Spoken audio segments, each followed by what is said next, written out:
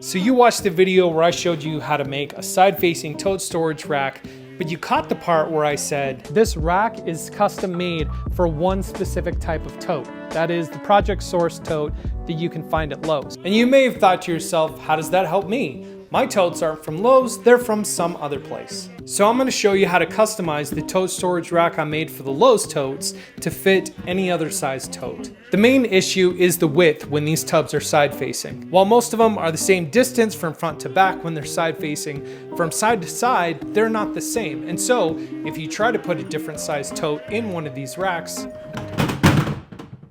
it just falls out. So what we're gonna do is we're gonna measure the length from side to side, which for this tote is about 28.5 inches. And then add 1/2 inch, and that will be the length for our frame pieces.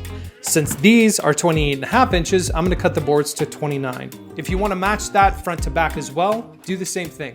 Measure it, and then add 1/2 inch. I add 1/2 inch because I like a little bit of clearance on either side for any kind of bowing or bending that might occur with the plastic tubs, but still tight enough that they're not gonna move around enough.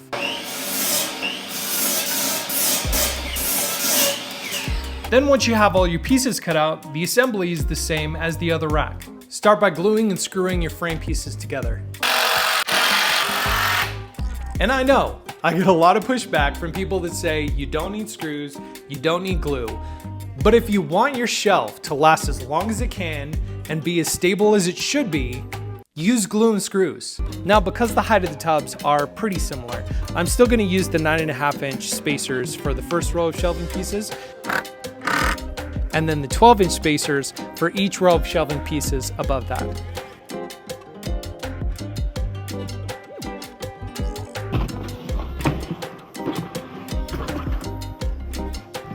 And there you go. That is how you make a custom side-facing tote storage rack that fits any size tote.